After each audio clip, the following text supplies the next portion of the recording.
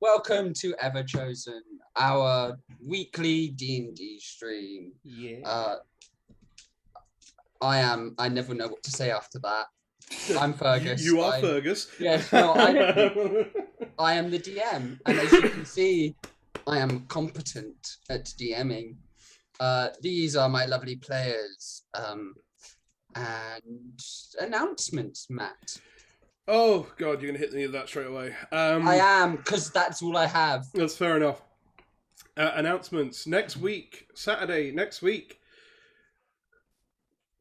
Is it Saturday next week? Yeah, Saturday next week. We have our special Dread one shot that will be taking place. It is the first time that we will be streaming Dread. It is also the first time that we will be streaming a game that is played in person rather than over Zoom. And this is a long-delayed stream that was meant to happen. Stream. It was meant to be for Halloween, and we just couldn't get a schedule together where we could get enough people in one place. And with a change of venue and a change of timing, giving us more time to prepare, we finally managed to make that happen. So it is now a Christmas-themed Halloween game that will be going on next week on Saturday. And what other announcements have we got? We have a whole bunch of new members in the Wayfarers League recently, which is very, very exciting. So anyone who is new to the Discord who might be watching tonight, hello and welcome to our Friday night D&D stream, the Feargus' campaign of the Everchosen. This game has been going on for over a year now. Almost 2 years. Nearly 2 years now. It's hard for me to tell because I joined a lot later, but yeah, it's been going on for a while, and it is. We started streaming it a little while back, and we did. We streamed it. We streamed it as a joke. It was like, hey, let's stream it for like a charity thing, and as a joke. Yeah. And then as a joke, I said, should we continue it on Friday? And everybody said yes. And I was like, oh, okay. So now we're doing this. That's not the correct answer. I guess we're doing this now. And now we stream this every Friday, unless Feargus has better things to do and decides to abandon us for a week. I had to physically go out and socialise because you weren't here. I had to see people. There's a funny story about that. Yes, last week's stream didn't happen because of one specific person. Because I specifically am bad with calendars and double booked myself. With your own game. Yeah. With funny enough, with 2 games that I was running. So there was that. And then the game that I was meant to run that I'd left this for didn't happen because I was sick. So the universe was like, oh, you're not running Everchosen? Well, then you can't run anything. Yeah. Screw you. It was sorry. Karma. So, universal for karma. Christmas, I'm buying you a calendar, by the way. Yes. It won't help. He completely forgot that we had D&D tonight, and I said to him, it's like, oh, so you're all set for D&D? It's like, what D&D? It's like, it's Friday. Is it? It's like, yes! It's Friday. How do you not know this? Anyways, welcome Zalman Plays. I can see you in the chat there. Welcome along again. Hello. You've been in a few of our streams recently. But yeah, anyway, that's this is our stream for that. We have a bunch of stuff coming up this month as well, along with the Dread stream. We have a bunch of gaming sessions planned in. All the Christmas stuff is going on. And if we can make it to 500 members on the Discord channel by the new year, we're going to do something special for that as well. So I'm not going to say how far away we are from that, but if you are in the Discord and you have friends who you think might be interested, then go ahead and send them our way to our website, wayfarersleague.com, so that they can come and join us. or tie them up and force them to join, so that we can get to 500 members. I don't know if that works as well on the internet, but yeah. If someone actually does that, you're legally liable now. Incitement to riot. It's like, I mean, and what was your reason for tying this person up and forcefully signing them up to a service? It's like, so some guy on the internet told me to. listen, if you do tie up your friend and force them to join our Discord, and don't do that, okay, for one. If you do that, don't do that. Yeah, don't. But if you do that's that, wrong. if you do that, I will be impressed. It know what, though? would be remarkable. If you need the rope, I can give you a number. I've got a rope dealer. I've got duct tape in my car. No, stop encouraging people to tie up their friends. Yeah. If Anyways. you use a van with blackened out windows. All right. No. We're going no, way no, off base here. no. Let's actually get into a game. I don't think there are any other announcements coming up, so that's pretty much everything that I have to say. Cool. Let us get back to Now that our pre-game ramble and clusterfuck is over with, let's get into the actual clusterfuck of our game with the recap of last time. Oh, yeah. Yeah, last time you guys, having fought and battled with the Everchosen within the chamber containing one of the 5 divine locks. The Everchosen himself, with unsuspecting help from one of your party members, managed to destroy one of these ancient locks separating the outer planes from the material plane itself. Vanishing from the space, the Everchosen thanked you for the unsolicited help and left you guys defeated and rather downtrodden. Returning to the surface, taking a well-deserved long rest, and deciding what to do next. You made plans heading back to the mainland, and more specifically to the free trade city of Port Delinquar, using Marina's teleportation magic. From there, you would move on to Kirk's ground within the kingdom of Rista, and hopefully find one of these divine locks intact. Teleporting away, you found yourself in a strangely familiar space.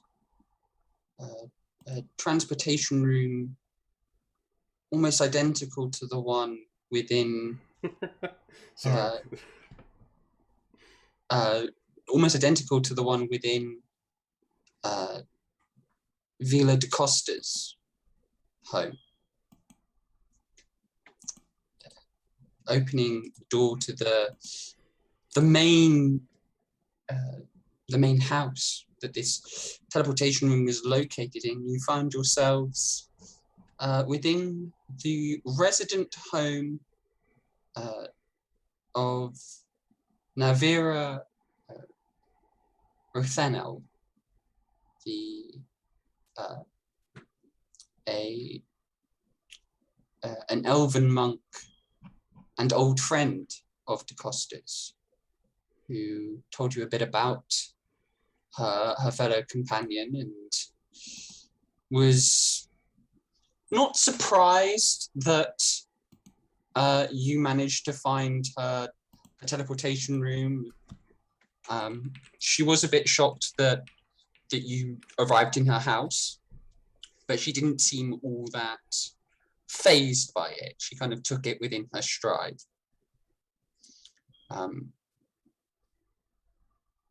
Wondering what you were doing within Port Delinquar, you explained a little bit about your mission.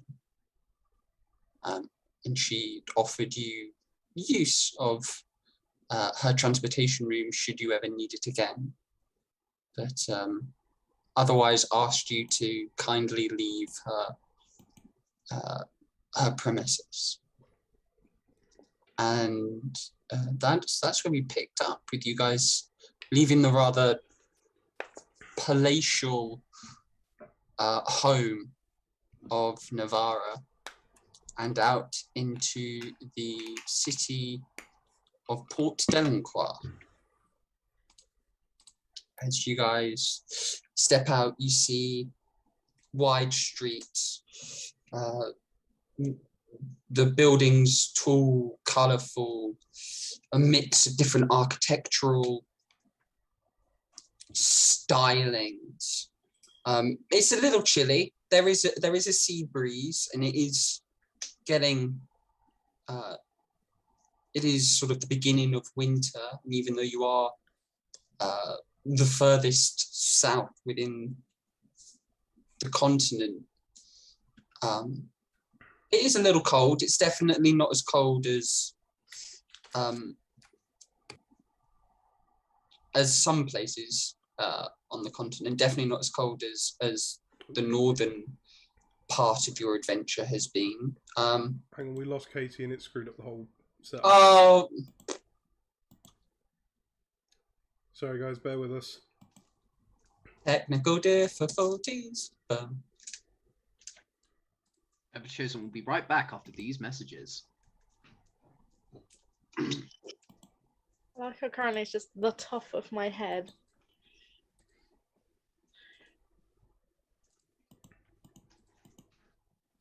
Yeah.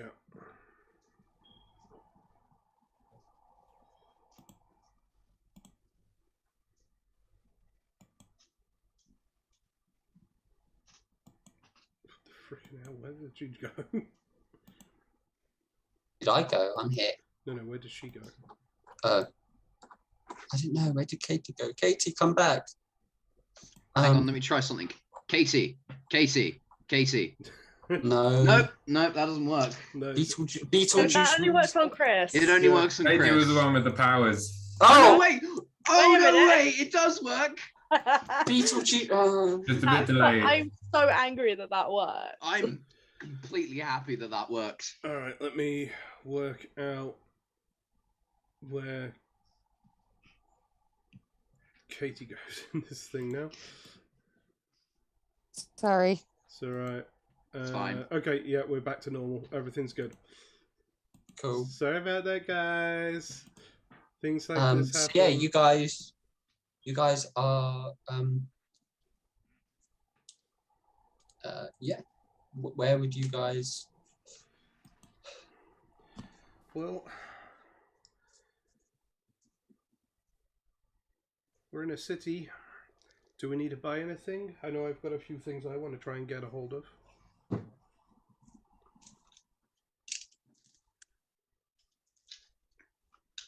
Goes without saying, I'm going to ask very quickly, but can I drink here, Marina?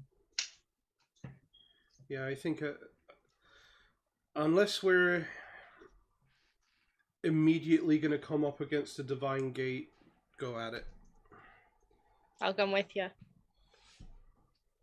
Oh, there was that thing with the bunny, wasn't there? There was a thing with the bunny. Yes. The angry, violent rabbit. Free's wand of chickens, a magical item that she picked up way back. Seems to be slightly malfunctioning and has twice now, instead of summoning the regular sort of astral chickens, has instead summoned a fey bunny who has got more and more agitated every time you bring him into being. Oh, it's out of charge as well. Oh dear. Well, in that case, let's go for a drink. Yes, let's. If a Too hot, dude. Feywild person kills you, is that a fatality? Oh. Is that you saying that as a player, or is that Mara saying that? That's very much Marish, considering. And the Marist gets a slap. Just going to bear with me. I'm going to reduce Marina's intelligence by 1 after.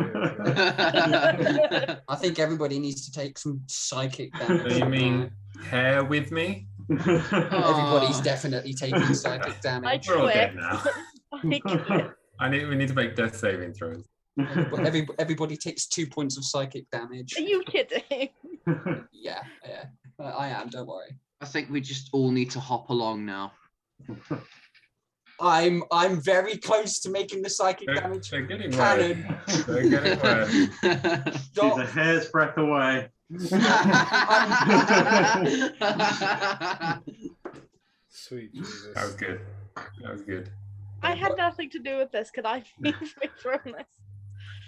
Everybody in the party takes 7 points of psychic damage. I haven't No. said, I haven't said shit. Becky is serious. I haven't said anything, and I'm usually the troublemaker. Hubert doesn't understand puns. Yeah, true. Hubert is immune to psychic damage. To run No, puns. Hubert's not immune to psychic damage. From puns he is, because he doesn't understand puns. So I'm guessing John and Free are going to look for a tavern somewhere. Yes. Yeah. Okay. It doesn't take you long. You find a rather nice looking place, slightly towards the sort of the wharf front, called the Drunken Octopus. Nice.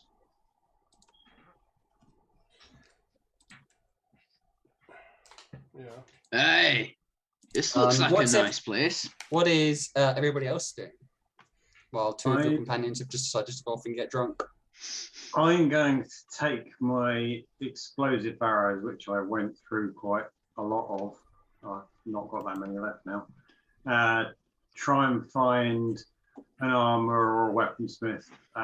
Take one as an example and see if they can recreate something with either a bit more oomph or just recreate the same thing. Okay. Hubert is going to find a church. Okay. So You still have my hunter's mark on you.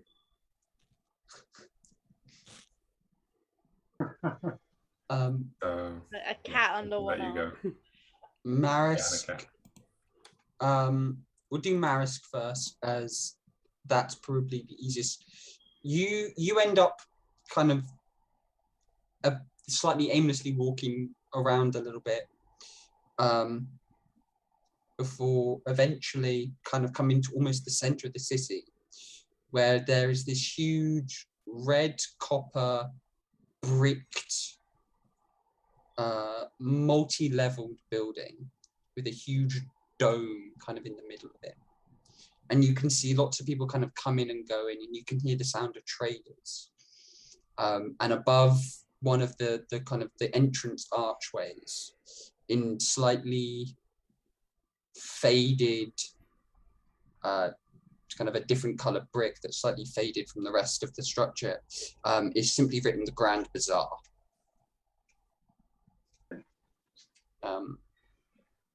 Within, you see traders of all sorts. You can see people selling various what look like potions and concoctions. You see people selling what might be magic items. You see people selling exotic animals. It is just a cacophony of trade and noise and bustle.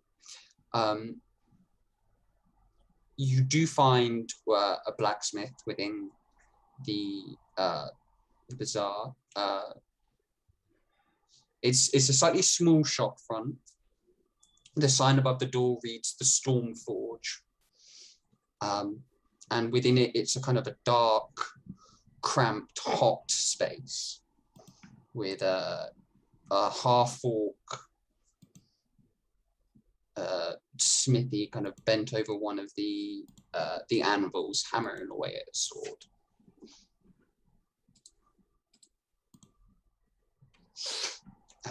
He kind of looks up and goes, how can I be of service? Good day, brother. Unusual request. I have a penchant for hunting monsters, and I've picked up this rather unusual item up north in my travels, and put one of the explosive bolts on a bench. So they're bloody effective, but I'm running through them at a rate of knots. You think you can recreate something similar? He kind of picks it up and looks it over, and he goes, it's very intricate. A little out of my wheelhouse, if I'm being honest. I'm more of a simple instrument of protection. And he kind of gestures around him to the various swords and spears of variety that kind of dangle around the inside of the shop. This kind of intricate work is, as I say, a little bit out of my skill range. Any of your fellow craftsmen here you could point me in the direction of that might? He kind of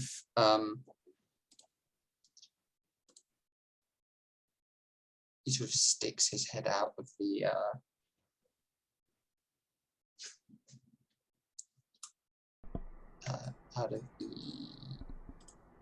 out of the front of the shop and goes,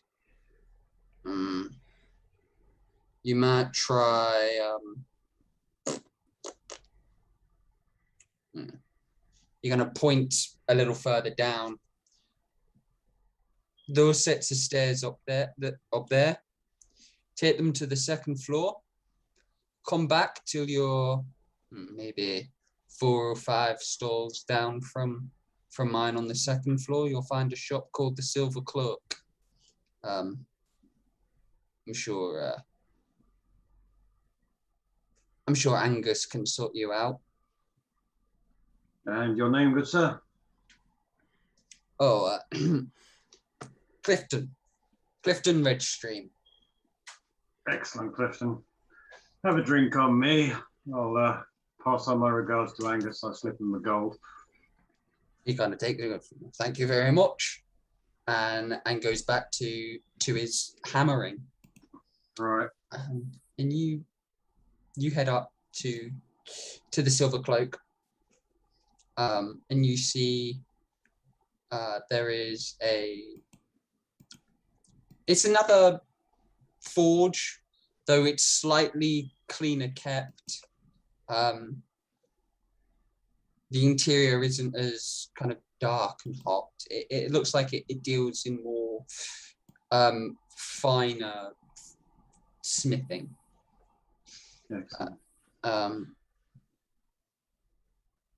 Funny enough, the owner of this is another half-orc.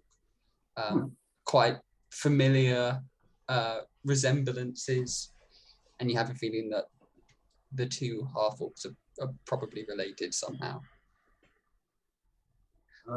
Good day, sir. You happen to be Angus?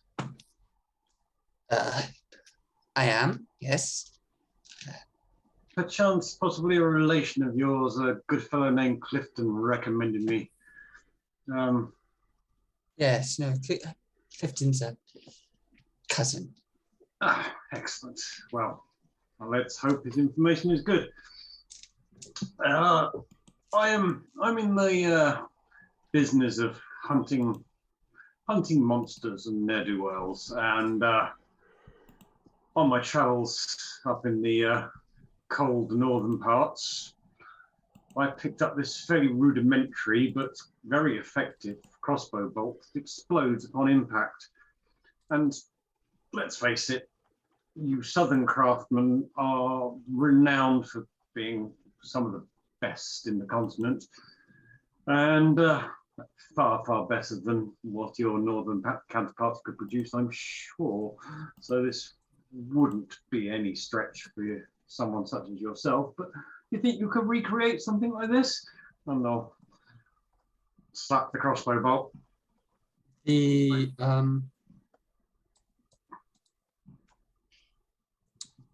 Darvor kind of takes them and again has a look down. I might be able to take this apart and recreate it. Yes. It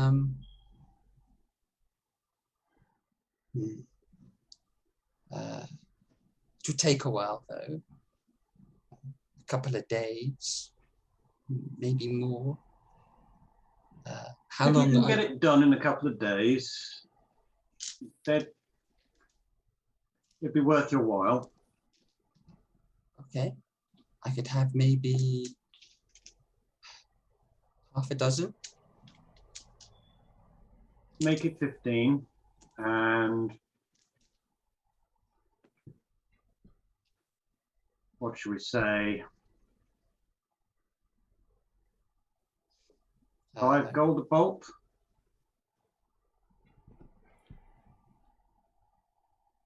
She kind of make a persuasion check.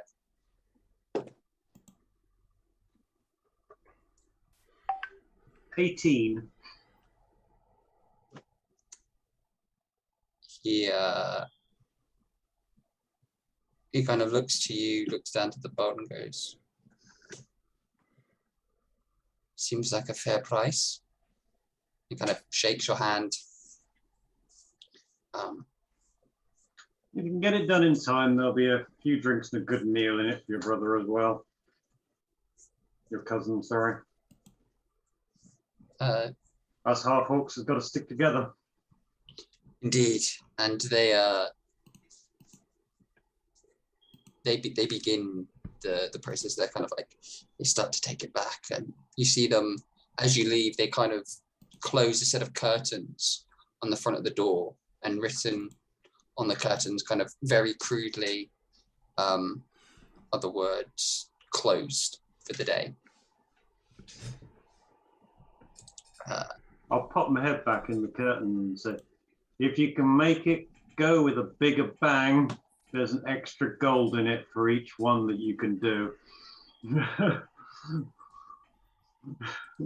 Okay.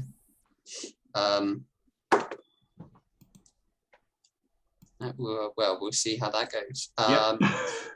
Curious. Hubert, you were looking for a temple.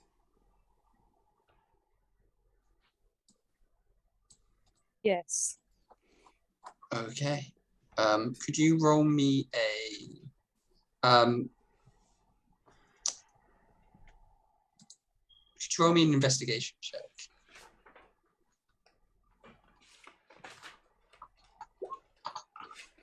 Just 11.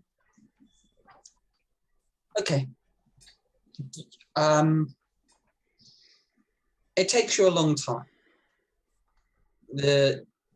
With this being a new city, and with you not quite knowing, and with not you knowing the layout, and with two of your friends having to go off and drink, one of them having gone off to buy himself new crossbow bolts, you're a little out of your depth.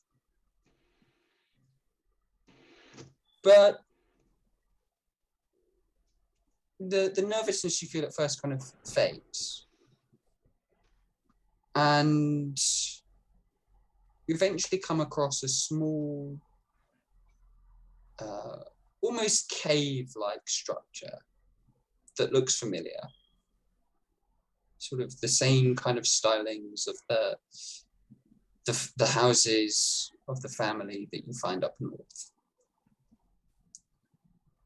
And as you enter, it's small.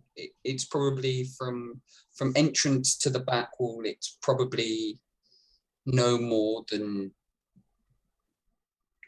30, 35 feet. tending to the various statues of the various members of the family is a sort of this wizened old woman, wearing dirty grey robes, and kind of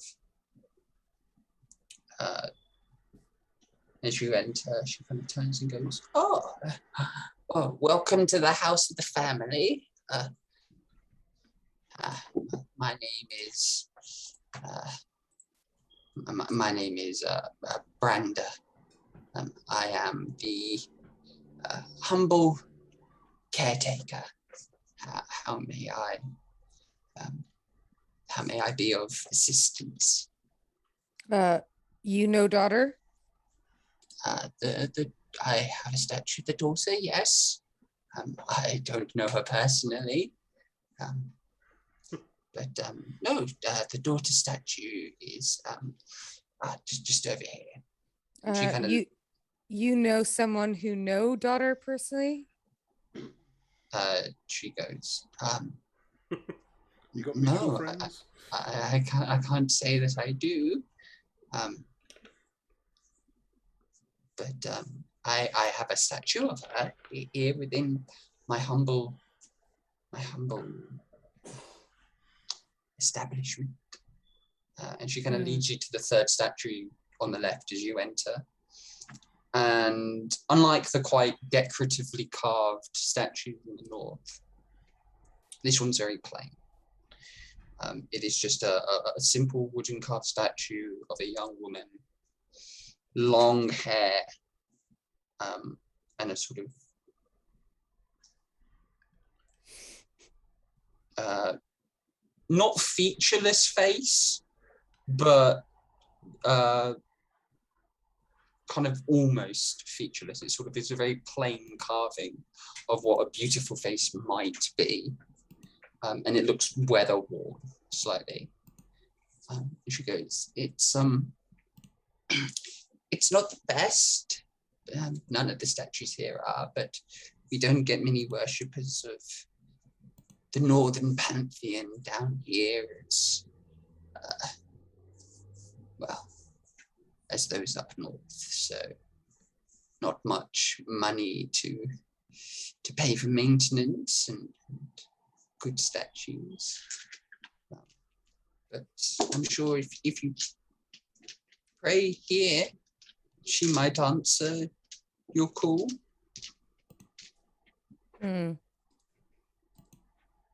Hubert will reach out and touch the statue. Okay. It feels like a wooden statue. Oh, disappointingly, Hubert will take out something from his new bag because he doesn't have any money because he bought the bag, and Mara still has the money, and leave it as an offering. Okay. Whatever is in the bag. The old woman kind of, Brada kind of looks curiously at what you're offering. What am I offering? I don't know what's in your bag. What does Hubert pull out? I don't know. The bag of junk. Bag of junk. Oh, Bag of sorry. junk. Oh, you bought the bag of junk. That's right. I forgot you bought that item. Hold on. I need to roll on the table. Wasn't one of the things a jar of nails? One of the things is a jar of nails, yes. Didn't Hubert give junk to kids? Hubert did give What junk we to got kids. here? Yes. I'm having flashbacks to 2 weeks ago now. Yes. That sounds like a euphemism when you say it out loud. No. No, it doesn't. Sounds like he's a drug dealer. Only, Don't- only to you, John. Don't say that. Don't. He's right though. It does. No, it doesn't. No. Yes, it does. No, it doesn't. It sounds like it might be drugs, but it's not drugs. Anyway, Hubert reaches into the bag of junk and pulls out a small flower pot. There's no flower in it. There's no dirt in it. It is just an empty flower pot.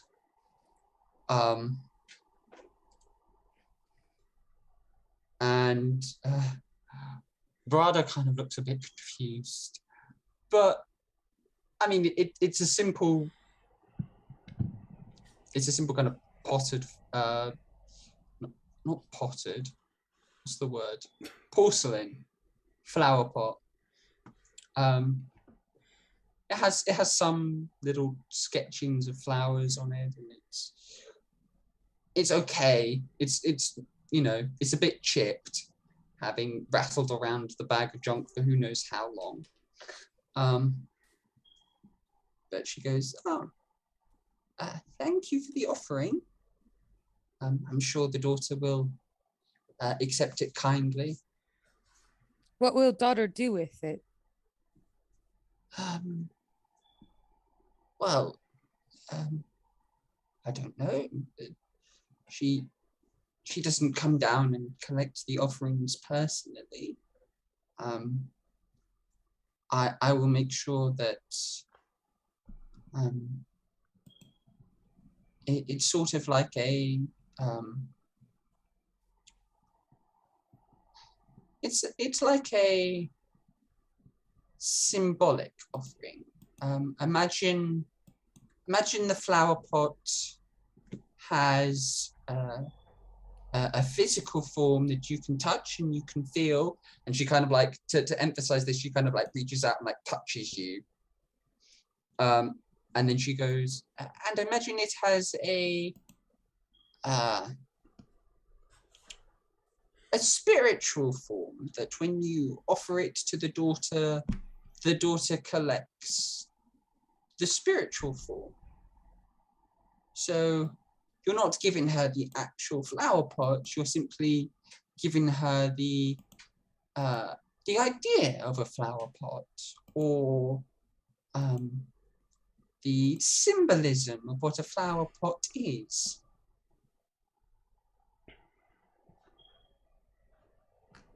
Does that make sense?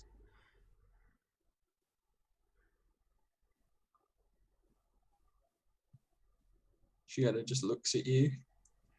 Man, Hubert is the worst person to have found religion. He's just.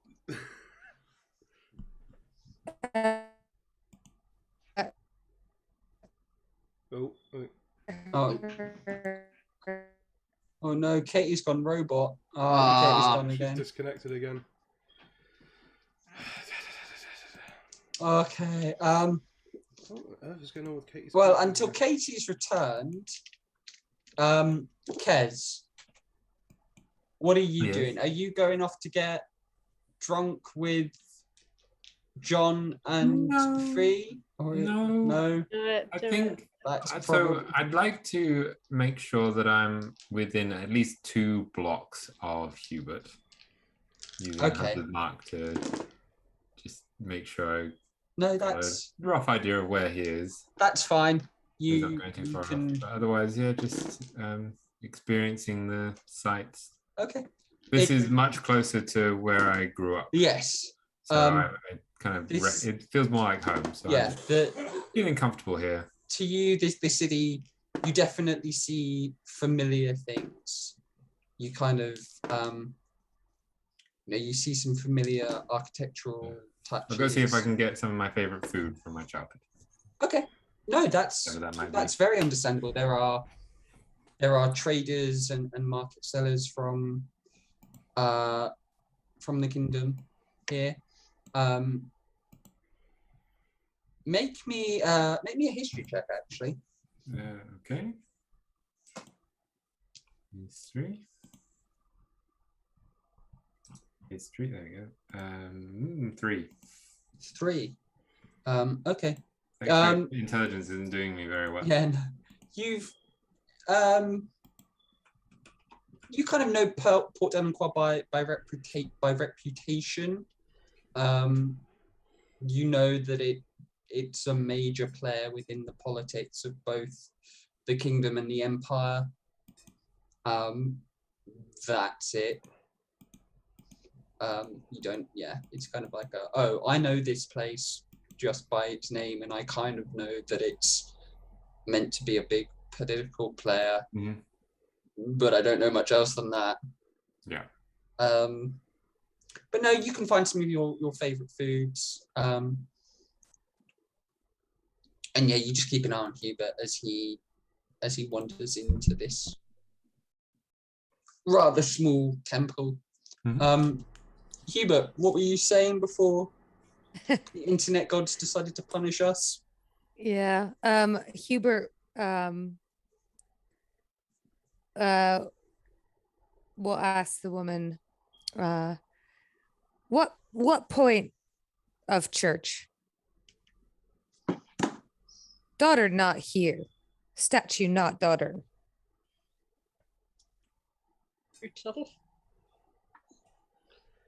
She takes a moment to answer you. She kind of thinks for a bit and goes, well, I always found that it brings a little bit of hope and a little bit of light to those who need it most. It can bring direction to a lost soul. Or it can bring ease to a grieving family. Religion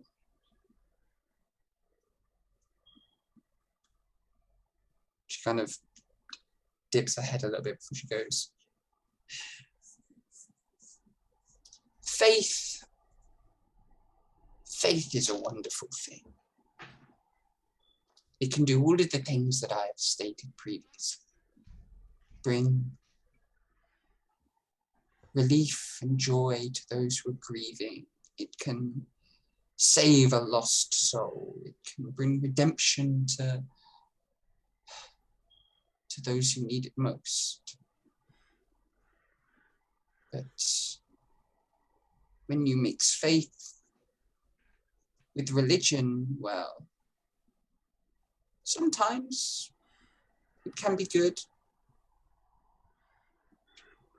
It can gather like-minded individuals, those who need a community. It can give that to. But it can also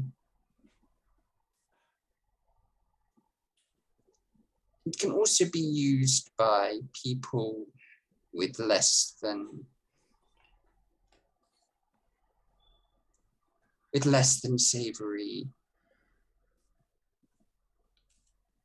ideas. Oh no, chuck it away. And it can be used to spread those ideas, corrupting what was once in some ways pure. So if you ask me what's the point of religion, community in its purest. Me no ask what point of religion. Me ask what point of church, temple building, statue. Well, I suppose it's just a center for the community that the religion builds. I mean, you could have your faith without the need for a church if you believe in something strong enough. I suppose you don't really need a temple or a church or a statue because you have your belief. But it can be good. We only hear daughter in dark times, not in church, not in city. Well, maybe in these dark times is when you are open to hearing her voice the most. Maybe it is only in these dark times when you truly need to hear her And when these dark times have passed, you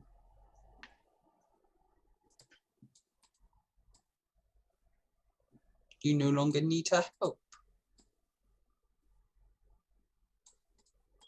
It's difficult to explain. It's different for everybody. I know that the family saved me when I needed it. How? You hear voice? Every now and then. What voice say?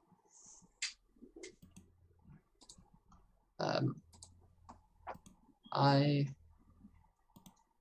used to hear the World Mother's voice. She would tell me that even if those around me were cruel and only brought darkness to the world, that I could be a beacon of light and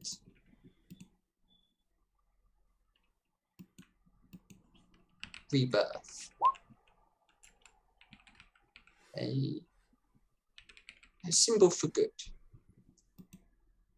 And as I tried to follow an example, as I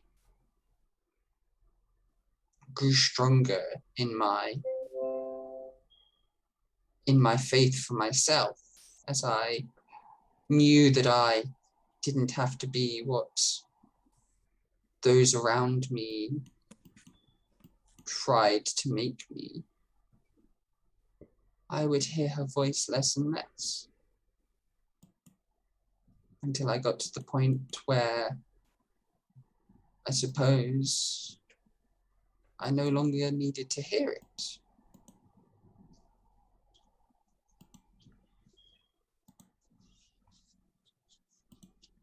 Does that help at all? No. But thanks for lots of words, I think.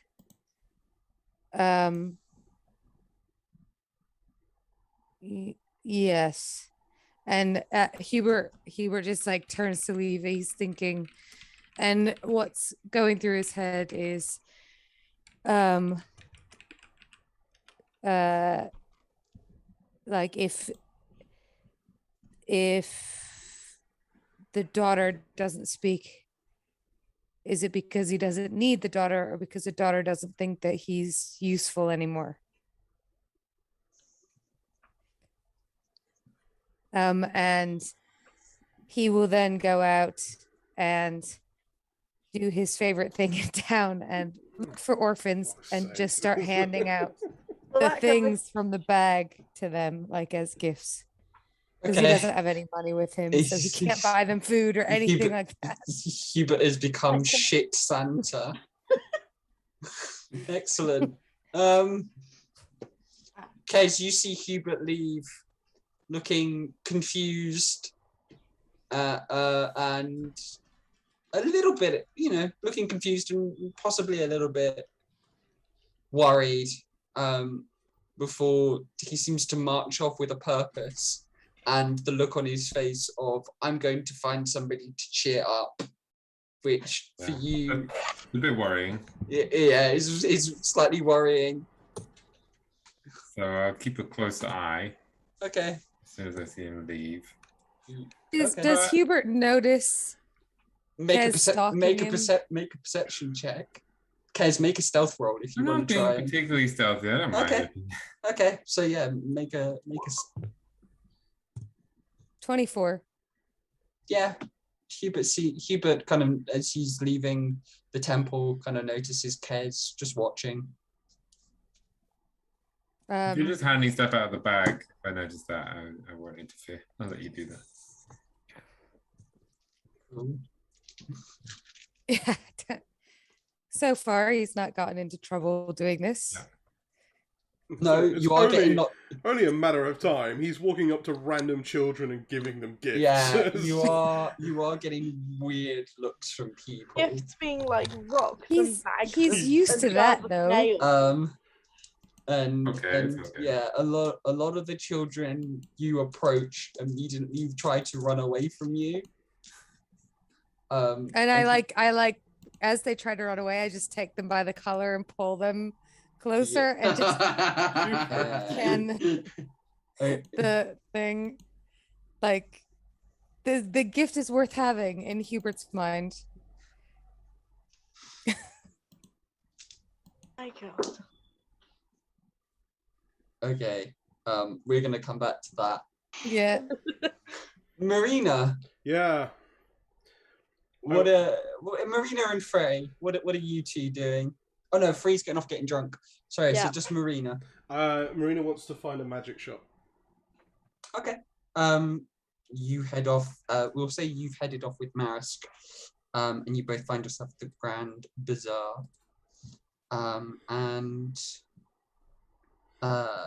Yeah, you find a magic shop. It's a little ways down, and it's kind of around one of the corners from the Storm Forge, and it's called Siphons and Souls, and it kind of takes up two of these little bays, kind of on top of one another. So, and as you enter, you get a very strong smell of burning incense and kind of must, and it's that very comforting smell for Marina of the inside of a very, very magically attuned place. It's almost like being back inside Master Tavern's tower. Oh, this is nice. Hello? As you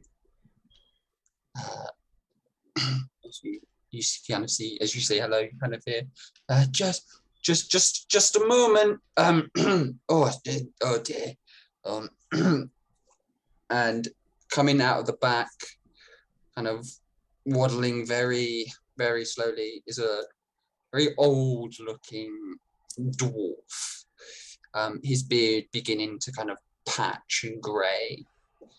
Most of the hair on his head is gone. It's just bald. He wears a pair of wire-rimmed spectacles on the bridge of his rather plump, bulbous red nose. He's wearing quite fine-looking blue and green silks. And as he kind of comes running back from the shop, he goes, customer, lovely. Hi. Greetings, Joseph Wheatfloor. How may I be of service? Welcome to Saffrons and Souls. Oh, well, hello, Mr. Wheatflow. I'm Marina Woodleaf. I have a few scrolls and components I'm looking to try and get a hold of. Certainly. So, I would like to get. I have to work out what the price of all this is going to be, but I got 3, possibly 4 scrolls, depending on how expensive that might be. That I want to try and get. I want to try and get a scroll for the jump spell, the sleep spell, the enlarge reduce spell, and the blink spell. And then I'll need to buy some components to actually transcribe that into my book. And I also am looking to get some more magical chalk to use for the use of teleportation circles. Oh, the magical chalk I can do quite easily. Magical chalk. How much chalk can you do? That'll kind of depend on how much money I've got left over, depending on what I can afford from the scrolls. Well, scrolls. Let's see if I have any in stock. And he kind of turns to a back shelf where you can see kind of little cubby holes with what look like for storing scrolls. And he flips out a big book and kind of smacks it on the table, turns it over to a page, and there's a whole kind of explosion almost of dust. He goes, "Tell me again, what scrolls were you looking to buy?" So, jump, sleep, enlarge, reduce, and possibly blink. Sleep, right. What level are each of those spells again? So jump and sleep are first level, enlarge, reduce is second level, blink is third level. Okay, so blink would be rare. Yes, I'm not convinced I'll be able to afford that one, but the other three hopefully. The two first levels I can do you for 100 gold apiece. Yes. The second level,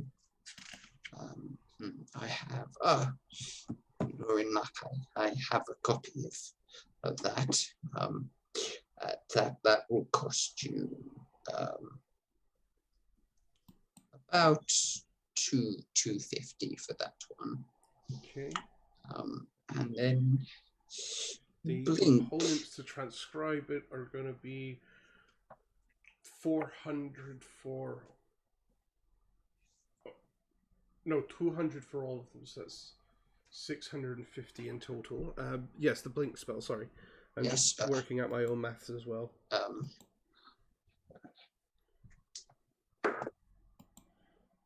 I'm afraid I don't have a copy of that spell in stock. That's fine. I'm happy to take you one, or you might find one at the Say the Word is a book and scroll shop within the bazaar. I'm sure they might have a copy, or I'm sure. I don't think. I think after buying these scrolls and the components, and then I need the chalk as well, I don't think I'll have enough left over for a blink spell in hindsight now.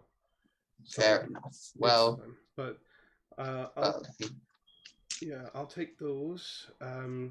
So that's 450 plus the 200 because I'll need the components to transcribe them. So that's 650 gold. And then the chalk. Can I get 250 gold's worth of the chalk as well, please? You may. No life's clearing me out today, are we? And he kind of he spends about 5 minutes or so gathering each of those items. He gathers you all the parchment and ink you need. And he kind of gets a big kind of 2 boxes of the magic chalk and kind of separates each of the individual sticks out and goes, right. Well, that's everything. That's great. Thank you very much for your help. Pleasure. And yeah, so I hand over. Oh goodness, what's that? 9? Is that 900 gold? Hang on. So yeah, 900. Yeah, 900 gold. Boom. There we go. Okay. Thank you for doing business. Come, don't be a stranger. Next time we're in the city, I'm sure I'll be back for more stuff. Hopefully a bit more wealthier. Indeed. If you're still interested in that blink spell, you might try the Sun Tower Academy. I'm sure their library keeps a copy of the spell. You might ask if you can transcribe it there. They are a little, shall we say, uptight, but uptight academics are my wheelhouse, but no, it's. I appreciate the suggestion. I will probably have to wait to get my hands on that spell when I've got a bit more money. Well, let's looking out for a fellow arcanist. It's always good to see the young people interested in the magical arts. Oh yeah, no, I've been practicing for a long time, so it's since I was very little, so it's good to do, and I appreciate how helpful most people tend to be when I go looking for these things. Yes. As I said, don't be a stranger. Bye bye. Goodbye.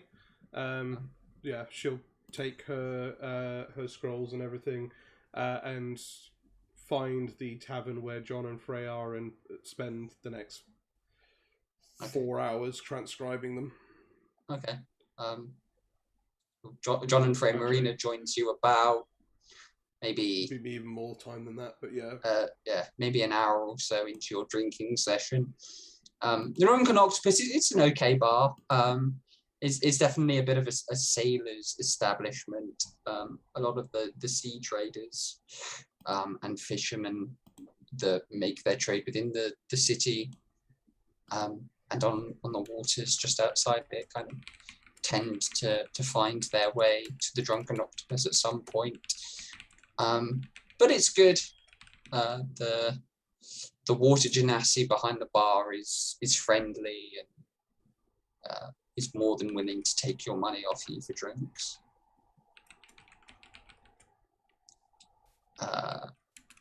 Marisk, I'm guessing you're with Marina when she returns to the Drunken Octopus as well. Which means we cut back to Hubert with Kez following him. And Hubert, as you're kind of giving out these, I'm not going to call them gifts, these friendly junk, useless tat to children, you do get the odd strange look. And the moment you grab one of the kids by the scruff to kind of turn them around and kind of force this gift on you, that's when a few people start whispering to themselves. And eventually you see two individuals dressed in incredibly kind of this brightly colored armor. The armor seems to kind of catch the light and reflect, creating this kind of rainbow pattern. They wear multicolored kind of like heavy padded tunics underneath their armor. They kind of approach you and go, is everything all right here? We've had reports of an individual disturbing the peace.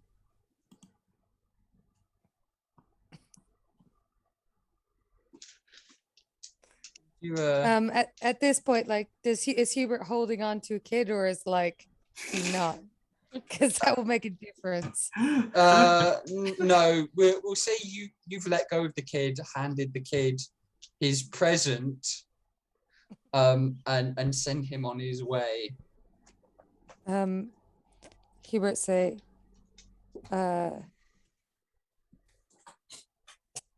only peace. Good.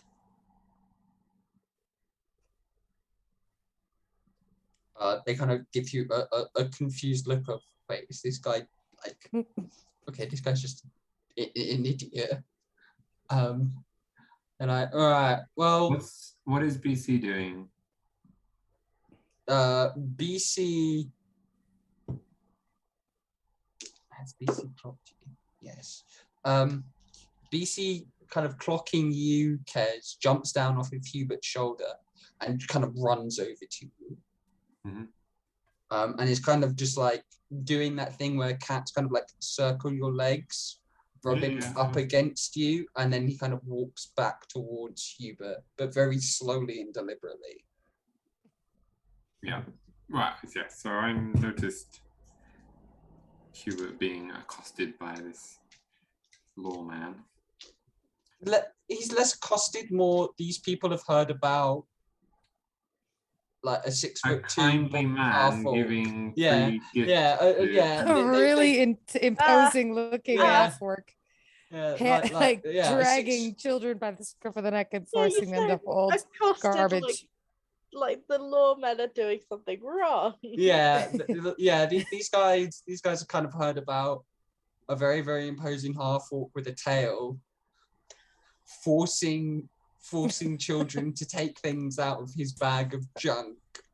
They're more curious than they're like. Yeah, so I'll nod at BC and say, yeah, okay, and I'll start heading over. And Hubert will hold out the bag to the two men and say, gift for you? Offering? They kind of look at each other and go, no, thank you, sir. We can't take bribes. And they're just kind of looking at you. Me no bribe. Nothing this half-orc is offering could be considered a bribe.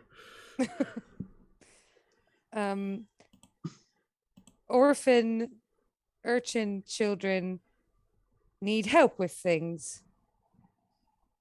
Right. Well, if you wish to make a donation, please make it to either one of the mini temples that do charitable work.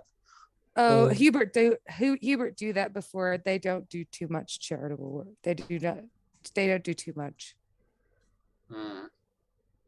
Well, you could always give to one of the guilds. What guild? Oh, no. What B guild? Oh no. The guys kind of the two guys kind of look to each other and then look back to you and they go, "Are you okay, sir?" Hubert's fine. Have I gotten there at this point? Yeah, you've got there at this point. Okay. I'm just watching now. Oh, you just got closer. No. Okay. No, I'll come up. Well, I mean, Hubert seems to be handling this fine. I'll just go up and let him know that I'm here if he needs. Everything all right, Hubert? Oh. Hi, Kez. You want gift? Sure. As you arrive, Kez, they look towards you and they go, "Are you responsible for this individual?" They must think he escaped from somewhere. They do. They very much. They're like, this guy is clearly an escaped patient from somewhere. I'm sorry. Is he in trouble? Has he done something? Has he broken the law? Not as such, no. Just people are slightly concerned that this. You said his name was Hubert. The Hubert here was just disturbing the peace. It's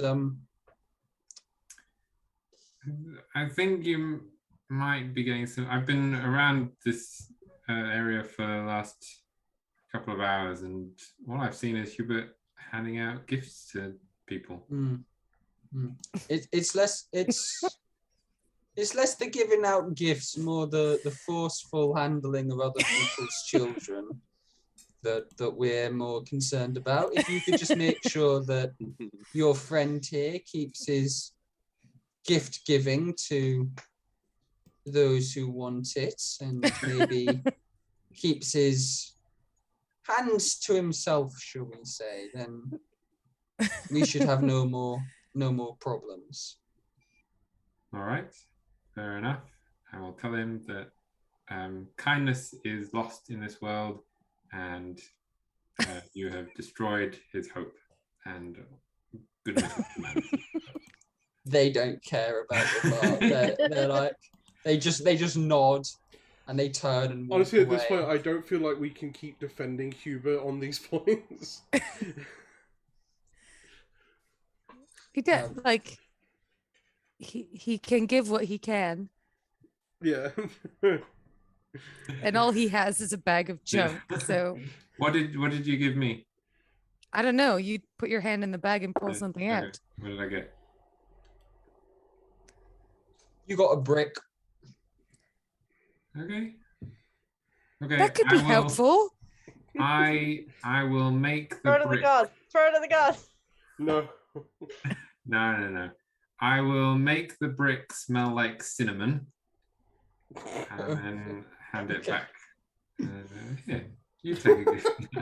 How is that helpful? Cinnamon brick. Cinnamon brick. Cinnamon brick. Why is that helpful? It's a new t-shirt. New t-shirt. No, Pick it up. Cinnamon Sounds like brick. Sounds like a Junk- band name. A little Yeah, nicer. that is a Cinnamon good brick, band yeah. name. That is a brilliant band name. Ladies and gentlemen, we're Cinnamon Brick. Well, Guys, could that be our Nice. party name? Cinnamon brick. Still don't have one. We are 57 sessions in, and you guys only now have your party name. Cinnamon, Cinnamon- brick. That doesn't work. Oh, what's this one we need? So Hubert thanks Kez. Not sure what just happened. And puts it back in the bag. Okay. The cinnamon smelling brick vanishes into the bag. And Hubert says to Kez, you help orphans? Is that a question or a statement? Yeah, you help orphans. It was a statement. It's a command. Sure, if that's what you want to do. Let's go help some orphans. That's all Hubert can think to do in town. Stop He doesn't care about encouraging buying him. anything. Okay. We can't help orphans on our empty stomach. Why don't we go get some food first? Good plan. Food, then orphans. Yeah. That's the tagline of this game. Food then That'll be the name of our group. Food then orphans. Food then orphans. Maybe that should be our party name. I still think there should be a magic item that is like the Ring of Orphan Command or something like that. Or urchin summoning. That sounds That's like- really bad. Yeah. Urchin summoning. Apart from my rod of chicken was No, great. I already made the Because- rod of chickens. Because then you could just be like, any city you walk into, you can summon an urchin to take you to the nearest tavern or whatever. I'm not making a rod of urchins. No, not a rod of urchins. New to the Wayfarers League magic item catalog, it is the the rod of mind control children. Oh no. Oh, my God, no. Oh no, That's no, really it's not that bad. bad. It just summons fey children that disappear often, It's not with you. that are That got incinerated. really None of this is okay! This It's just come to the realization that chances are we're all going to be put on lists by this time tomorrow. This is I think we're already on lists. this is what D&D has become, hasn't it? Yes. As I continue my artificer training, I will make it my mission. No. Please do. Um, Please No, do. no. Oh, we're all going to help. It should be a whistle. You blow the whistle and an urchin comes running. I thought Just from nowhere. The whistle Just of come- orphan slavery. Summoning, not slavery. They do one task. they are compelled to do one No, task. it's just a whistle that advertises a job opportunity. Yeah. Can there we you put go. some clauses on that? You guys, you're not making it any better. They appear, and living for them is painful. So you want to do the task so they can disappear again. No, that It's so much worse. No. Oh look! So, Hubert. Oh, look! A giant kraken appears and destroys everybody. Game over. That's No more sort of like, orphans. oh, You I'm could gonna take get on a kraken. sued. Easily take on a kraken. On land, We lost Katie again. on land, we could definitely take on a kraken. Yeah.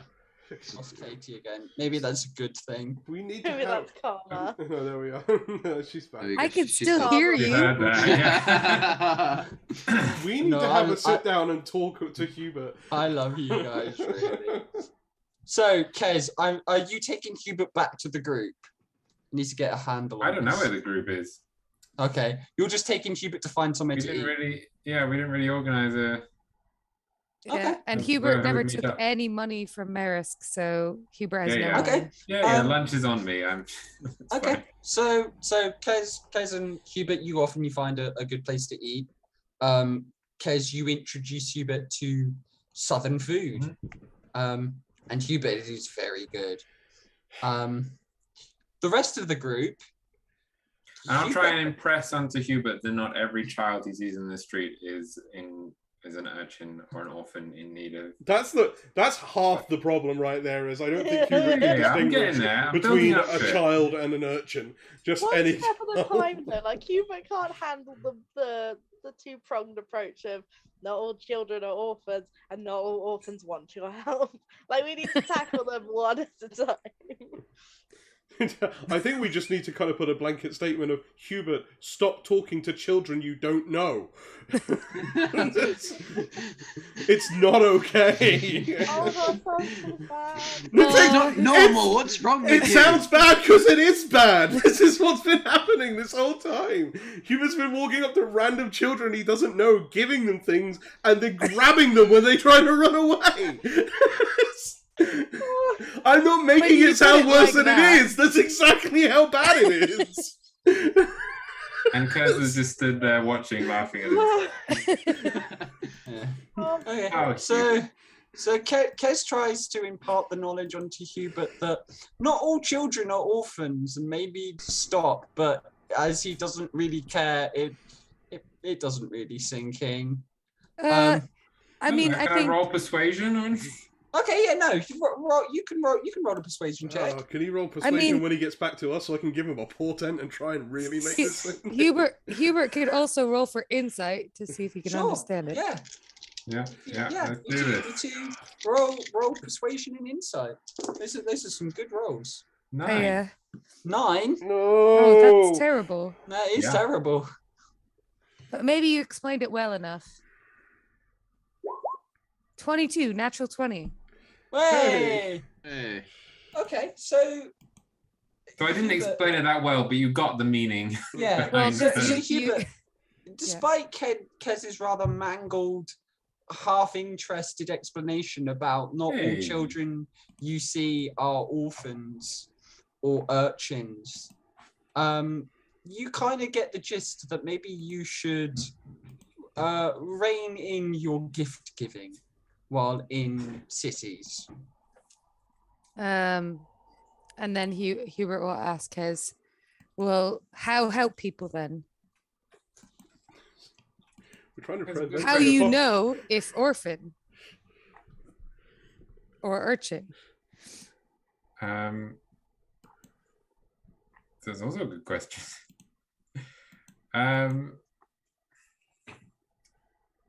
How do you? Well, there are many different ways to help people, and a lot of the time you got to find how your gifts, the things you're good at, make you can be best used to do the most good. Hubert good at killing things. Yeah, I think most of us have. We've done a lot of that since we've been together, and we've done it for good. So Hmm. Hubert want to Maybe- be good at other things Yeah. besides killing things. well, that's good. What sort of thing have you thought of, other than gift giving? Gift giving is not a skill. building houses. Mm-hmm. Oh yeah. Why don't you start learning some sort of craft?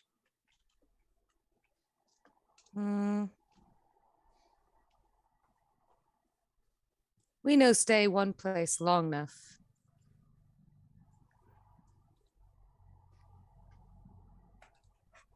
Sure, there are some things you can learn on the road. Do you like music? Music is. Meh. Just is. Yeah.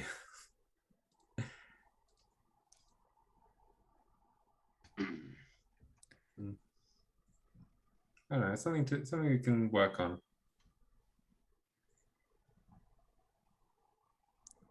Hubert needs to discover a hobby. Yeah. Just doing things out of whim, out of just things that pop into your head that you think might help, can often do more harm than good. So well, Hubert no want do harm. No, I know. So yeah, if there's a true desire to want to help and want to improve the world, then it's something that you need to work on and think about and put more of an effort in than just run out onto the street and try and see who needs the most help at that second. Good thoughts. I'm sure that's something that we can all help you with. And it's something that I certainly want to do as well. So we can work together and try and help people without just killing things. You're not alone in this, Hubert. You don't need to run off and do everything by yourself. Yeah, me no need shop things. No, I know. That's true. Neither do I, though. At least not all the time. So. Are you volunteering to like be Hubert's partner in philanthropy? We'll yeah. Or vigilantes. Vigilantes. Oh God. Right. No. We might be able to get John and Frey Batman and on Robin, board. you two are not. Sorry? I said nothing. I just said Batman and Robin, you guys are. No. Anyway, as Kez, as you and Hubert are having a discussion about how best you can help people without grabbing them and forcing your idea of gifts on them. The rest of the group are, well, enjoying a drink at the Drunken Octopus. Marina, you it's gonna take me like 8 hours to scroll all these spells. You're just still kind of worked in your still deep in your studies. You realize that 2 of your members are not with you, and they have been gone an awfully long time.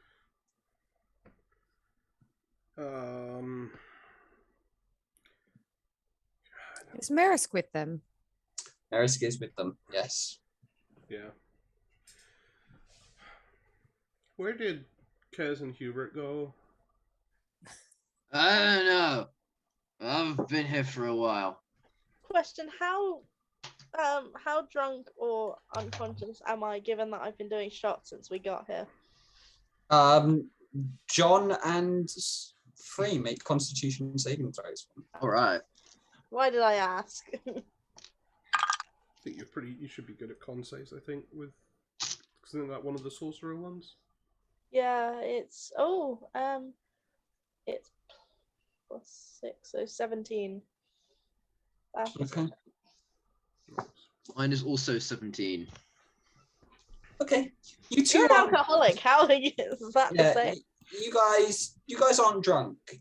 You've had a few drinks and you're definitely feeling buzzed, but you're not drunk. Damn, I'm not trying hard enough. More shots, please. Cool. All right. No one knows where they've gotten to. No. I've been here with him. All No. right. Do we have to go look for them or something? Screw that. I'm staying with the alcoholics. That's a good point. I'll cast. Yes, with them. I'll cast He's the most sending. sensible person I've ever met. I'll cast sending to Kez. Okay. Kez, where are you and Hubert? We're all in this tavern. What was the name of the tavern? The Drunken Octopus. It's called the Drunken Octopus. We're all here. I don't know what you guys are doing, but if Hubert's causing trouble, please just try and get him here. Because you'd probably get this message while you and Hubert are getting food. And we can't hear you. And we can't hear you, Chris. Sorry. Hi. Yeah, there we go. Hi, Marina. Funny thing, we ended up in the Feywild. But no, I'm just kidding. We're in Cafe de Rolos. Where are you at?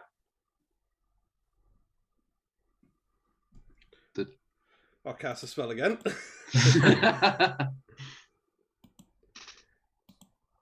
Hey, Kaz, these spells cost a lot of energy, so we're at the Drunken Octopus. We're at the Drunken Octopus.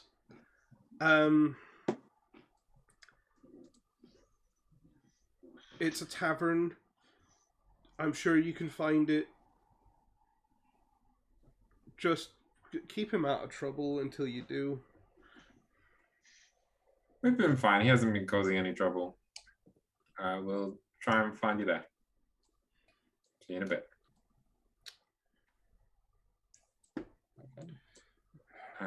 Okay.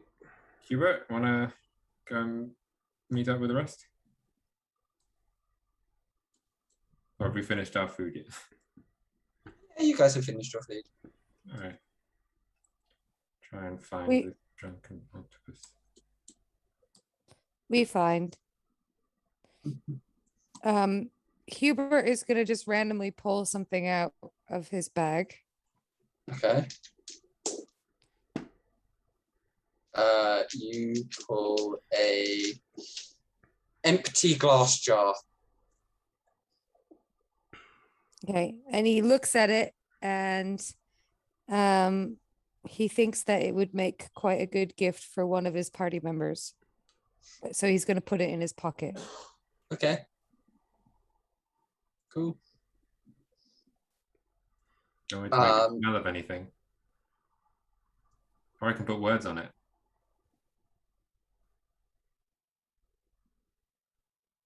You can put words on it. Oh yeah, 25 words. Will it stay? Until I do on something else.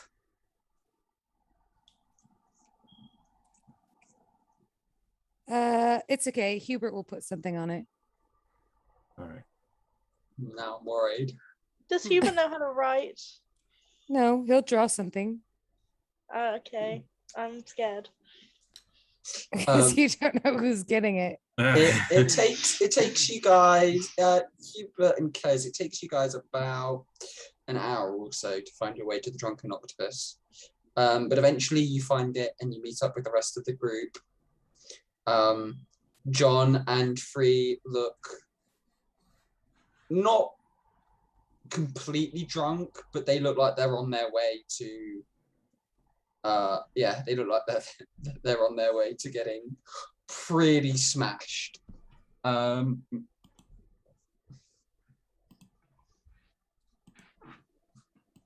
would you guys like to do now that you are reunited as a party after your shopping and I don't know what I'm gonna call Hubert's expedition.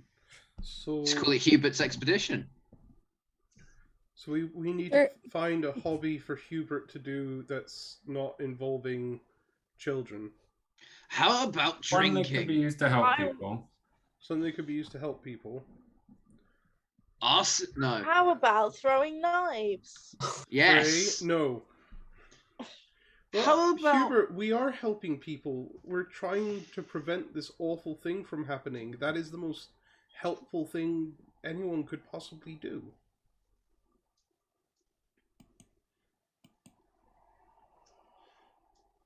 It doesn't matter. It doesn't matter if there are people who, you know, the people who are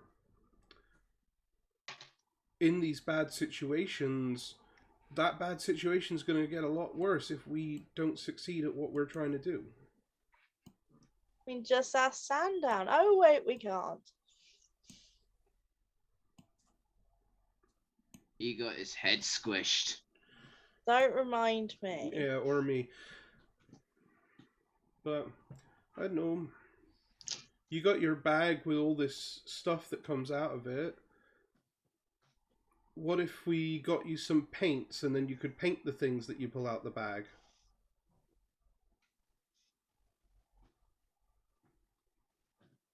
Hubert could maybe do that. Yeah, and then they would look really nice, and we could display them in places. We could make like a little scavenger hunt across the world as we travel, and you could find use little things that you've made. How that help people? It'd be fun for them. Will it? How does Hubert have a concept of that, but doesn't have a concept that can't quite grasp the concept of a metaphor, or that He doesn't understand fun, not like that. Have you ever thought about cooking? Food for live, no matter how taste. Sorry? Food for live, no matter how taste. Cookie's good though. Maybe baking then. Have you ever considered playing the drum? Or starting a bunch of fires. Frey? Leave me alone. I've had a hard week. Yeah, I know, we all have. It's just, don't... Yeah, I know, but you realize my entire family just died, right? No, they didn't. We're all here.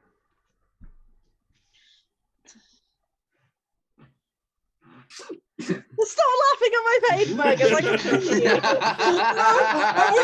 I was just laughing at how flippant that was for Marina. It was like Free's having this emotional moment, and Marina's just like, "Shut up! No, you're not."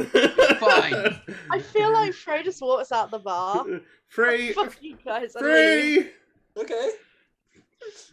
Frey, I'm trying to stop this disaster right now. We'll work on that in a second.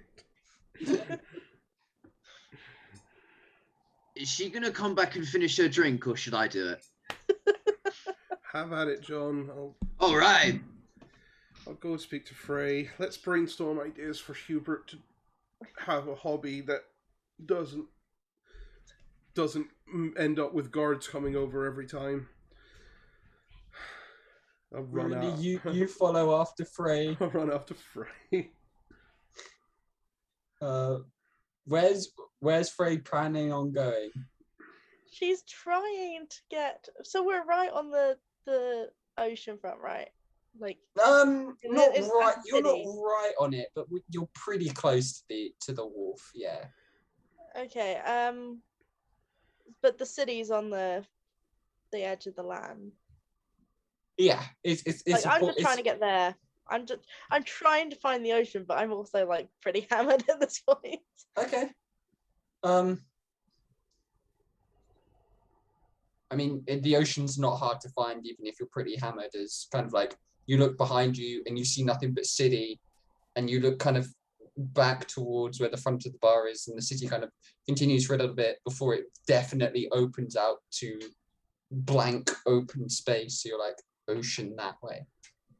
And I'll say you get about halfway before Marina catches up with you.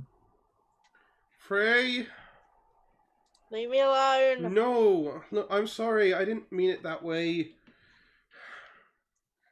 Look, just talk to me. I don't want to talk. What Frey, good's that gonna do? Well, what good is you running off every time something becomes painful and difficult? And I'm sorry I said that. I didn't mean it that way. It's just, you got... Hubert is going around causing all this trouble with freaking urchins every place we go. Then go back and try and fix that. That's what I was trying to do, but then you storm... But every time something gets difficult, you storm off, and then every place we get to, John tries to get drunk straight away. Well, I'm not in there helping because I'm not going to be of help. But Frey, this is not the point. I know you've got your stuff. And I'm sorry, I'm just trying to keep my head together at this point because everything's gone to shit. I'm just trying to keep everything together, and the only way I know how to do that is to focus on the one single goal and everything goes towards that one goal. And that one goal is stop these cultists from ending the world. That's the one goal. And everything I'm doing is just towards that, because if I stop doing that and I stop focusing on that, then all I can think about is all the horrible things that have happened and all the horrible things that are going to happen. Like, yeah, your whole family died. It was my fucking fault that they all died. Like, I did that because I fucked with that guy's head, and I did that, and I'm not okay with it. So, I'm sorry, I didn't mean to disregard it, and I didn't mean to make you feel like I didn't care about your feelings. It's just, I am like a hair's breadth away from just snapping and losing control of everything. So, all I can do is just focus on where we need to go, what we need to do, how we need to do it, and just keep running that through my head over and over again so that we don't have a repeat of what happened back in Ruscombe. Because I can't deal with that. I can't deal with that anymore. I couldn't deal with that again. It's... Sorry, I'm trying to take this seriously. There's a cat on my face. Okay, it's just too much. It's too much, and You don't say. This whole thing, there's what, 6 of us, and we're in charge of saving the entire fucking world. Like, right. Of course that's too much. It's ridiculous. And, you know, the stupid thing is it's all out of our control. Not just Ruscombe, but the whole damn thing. Like, we're trying our best, but where's that going to get us? Probably nowhere, and... But it can't get us nowhere, and we can't think like that, and we can't keep pretending like it's out of our hands, because it's in our hands. We're the only hands it's in, because no one else in the world gives a shit. Everyone in the world is concerned about this fucking war, which is just a distraction. That we're the only people in the world right now, except for Master Tavernth, who actually give a shit about what's going on. So we're the only ones who can do anything. So it is in our hands, and we can't just give up on it, and we can't just say, oh, it's too much for us. We still have to do it, and it is too much, but we still got to do it, and I'm still going to keep doing it, and I just try to hold everything together. And that's great for you and for the rest of you guys. And, you know, I'm proud that, like, you guys still give a shit, but I'm just not sure I do anymore about any of this, because you know what? It's just enough. You have to, Frey, you have to give a shit, because if you don't, everything goes. Okay, everything. This isn't a situation where we can be like, I don't care anymore. I'm just going to decide that it doesn't affect me, because it does. It affects all of us. It affects everything and everyone. And I can't think through any of this. Like, I'm gonna, stick with you guys and keep trying to do what we're doing, because there's no, I don't know where else I would go. But I've been thinking about this day for 15 years. This is the first time in my life that I'm properly free. And I should be overwhelmed by that. I should be jumping for joy. I can finally show my face. I can finally live without fear. And you know how I feel? I feel fucking devastated because I've lost everything I grew up with. And yeah, a bunch of that was like a whole, you know, it was messy and violent and horrible. And I would never return to that. But it was everything to me for, you know, the majority of my life. It's what turned me into the person I am, you know, for better or worse. And I don't know how I'm supposed to feel about any of this. I just know that I have no fucking choice but to keep going. I don't have time to stop and take a breath because guess what? If I do, the whole world ends. And I don't know what I'm supposed to do now. I don't know how I'm supposed to come to terms with everything that's happened and actually start enjoying myself for once. For when we're chasing down the next, you know, horrible monstrosity. Do you not think that I get that? Do you not? Do you know?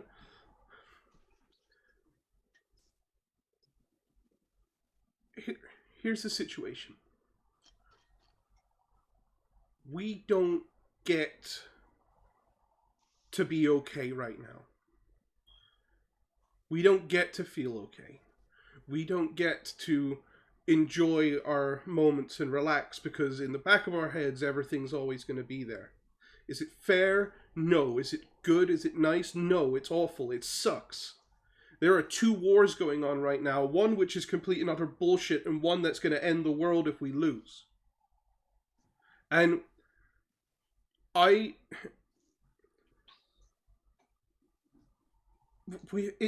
hate it. I hate everything about it.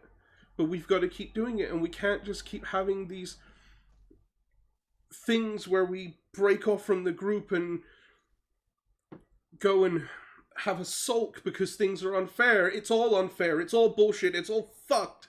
And we're the only ones who could do anything about it, so we don't get the luxury. Okay? If I make it out of this situation alive, I'm going to be permanently insane for the rest of my life, and I just have to accept that, because if we don't do this, then everything stops, everything ends. It's not fair, it's not nice, it's not nice. We all know this. There's no sense in complaining and sulking about that, because we don't have time. We don't have time to take those moments. We don't have time to just enjoy moments of freedom and moments of peace, because they are fleeting and there's always the overlooming threat of everything else. It sucks, and it's a sacrifice that we have been forced to make. But it's what we've got, and that's what we got to do.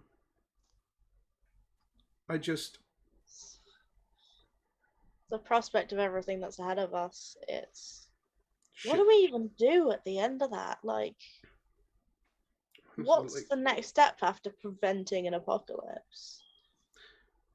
I'm assuming there is a next step after that. I mean, God knows if we'll even make it that far. God knows if ending the apocalypse means walking away afterwards. After that, we can decide what we want to do. It's never going to be okay. It's never going to be good. Because even if we win, all the shit that we go through, it stays with you forever. Yeah, well, you don't have to tell me, but I killed all those people. That's never going to be okay. That's never going to sit well. And I'm never going to forget that. But that's what I had to do, because the alternative was always going to be worse.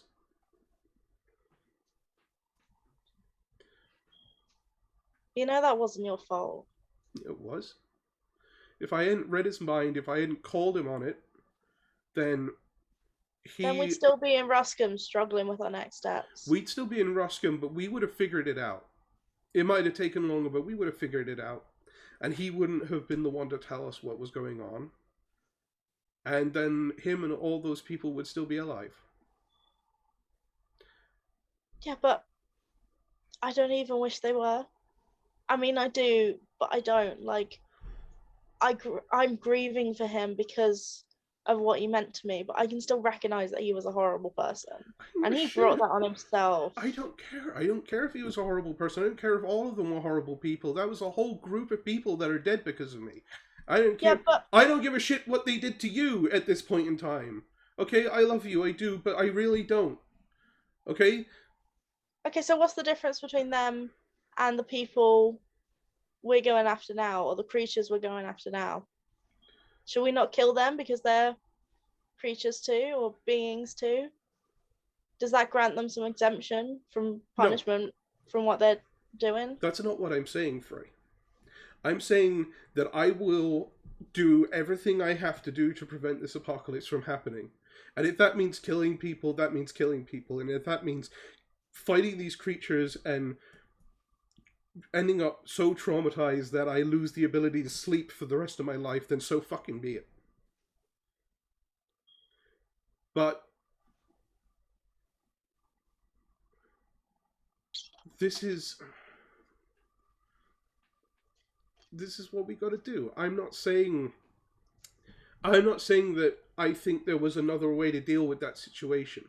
And I'm not saying that if that situation presented itself again that I wouldn't do the exact same thing. What I'm saying is I'm not going to sleep tonight, and I'm not going to sleep for a long time, not well at least, because of that shit that happened and because I caused it.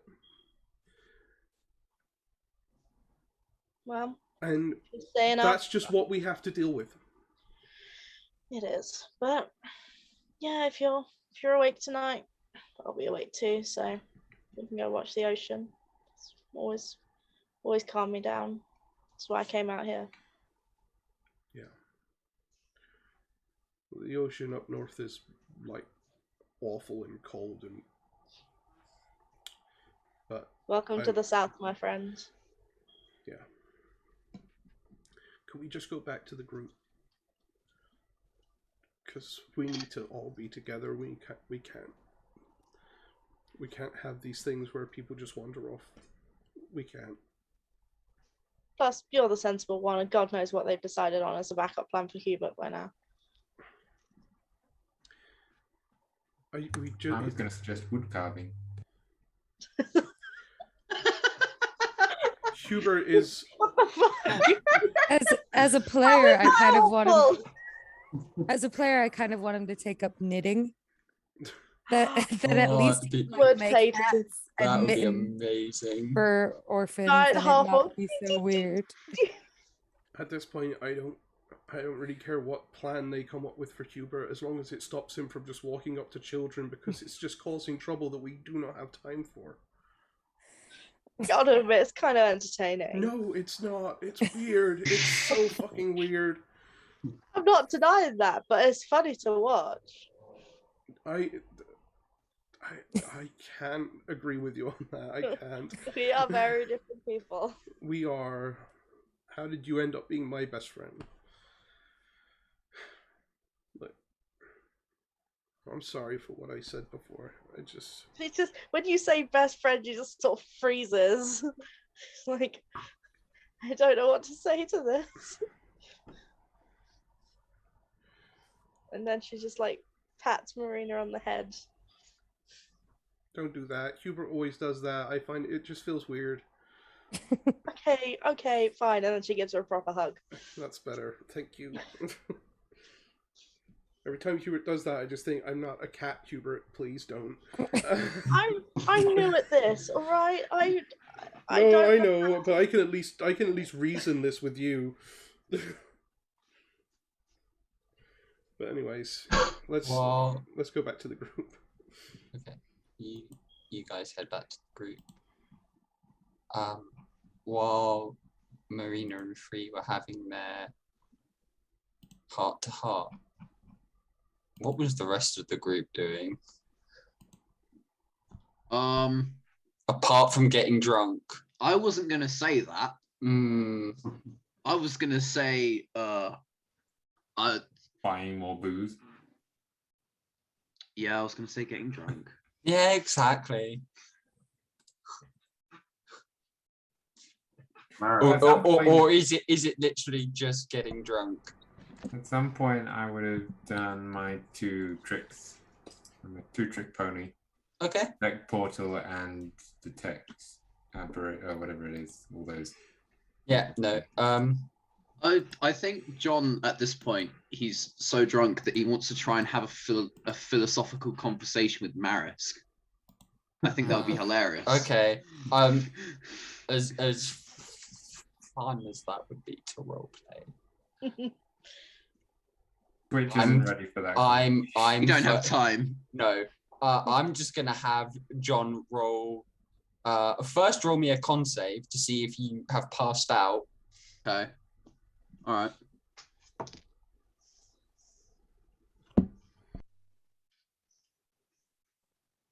Uh, 16.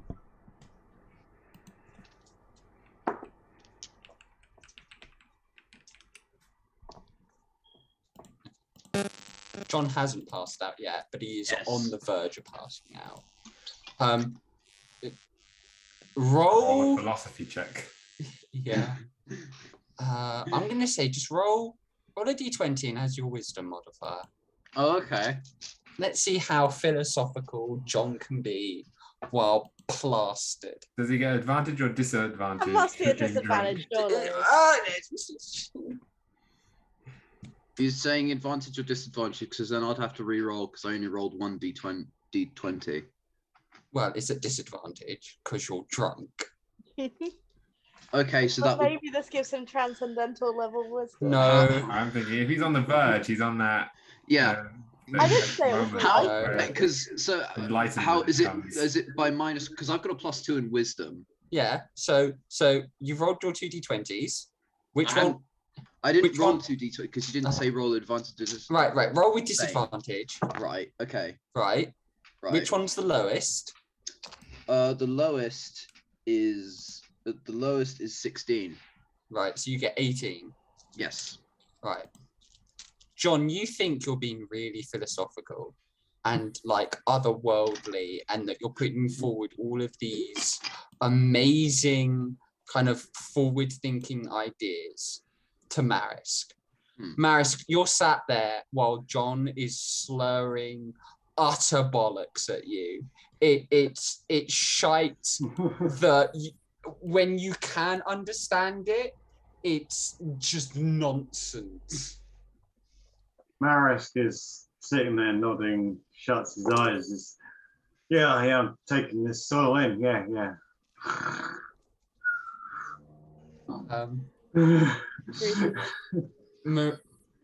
It's around this time that Marina and Frey return to the group.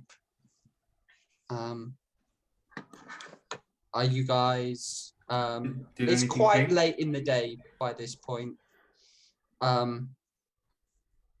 Did anything ping? No, nothing pinged on your things. No, nobody here is Fey or Fiend. And there's no portals. Let's I guess we should rest up and be ready to head out. We've got a bit of a journey to go. You guys, the Drunken Octopus does have a few rooms. It's a silver a night for the lot of you. Yeah, I've got the party funds, so I'll take it out of that. John and Frey, you guys probably spent about a gold's worth on drinks within the Drunken Octopus. Yeah, that's fine. It's not a particularly expensive establishment. And as you guys awake the next morning, you are awoken to the sound of the town criers. You hear the closest one to you call out, News from the war in the north. The Nasari Empire's advance was halted at the fort of Knight's Hold. Reports from the front say the Northern Alliance is fighting for every mile. Reports from within the Kingdom of Riester say that a massive force of arms is gathering at the Tulian Gate. With tensions rising across the continent, trade has slowed and people should prepare for a price rise in goods and services.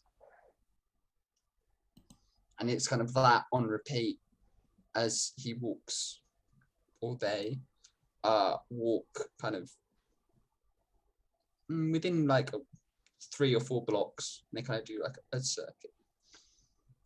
And with you guys being rudely, some of you being rudely awoken, John and Free definitely have very mild hangovers.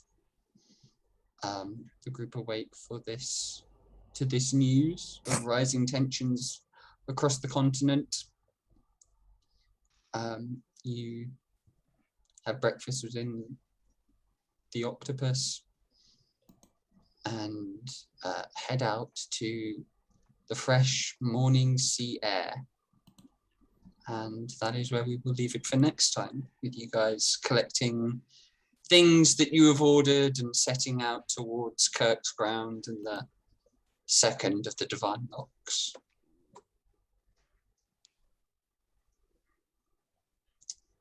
To those watching, thank you for joining us on this shopping adventure and emotional Hell. emotional hell.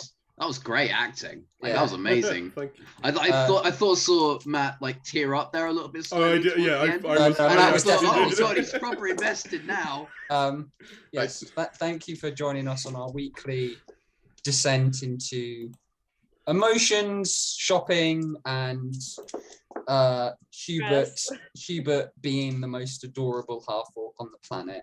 That's the title for this episode: Emotions, Shopping, and Hubert. Definitely. Yeah. Yeah. Emotions. Yeah. Shopping and Hubert. We will see you all next week. If you're Yes. watching on YouTube. We will be back on another stream on Sunday with the GM's chat, and then on Tuesday with our next episode of Homebrew Labs, where we will be creating a settlement, and then back on this show next week. Right. And once again, our Dread one-shot on Saturday that week. So, oh my goodness. So many streams for you beautiful, beautiful people. yes. So It's almost like you should... you should follow us to make yeah, sure it's- that yeah. you get notified when these streams come up. That's what I was about to say. You should follow and subscribe and like and do all of the good things because well, why wouldn't you want And to not see? kidnap anyone. Yeah, don't kidnap what anyone. do you think Hubert That is should one of the pick bad up? That's a joke. We do not condone Yeah, those kidnapping who, of any Don't kind. condone it. Wink, those who wink. watch on the YouTube, watch this on YouTube later on. Make sure to leave a comment to suggest what hobby you think Hubert should take up. Yeah, definitely. I will. Yes. I will read them, and I will want to know what hobbies we should get Hubert to do. Yeah. But no, yes. Thank you once again for joining us on this wonderful little adventure of ours. But yeah, everyone See you have a next good week. evening. Bye. Yes. Have a good evening. Bye. See you next week. Toodaloo. See you next week.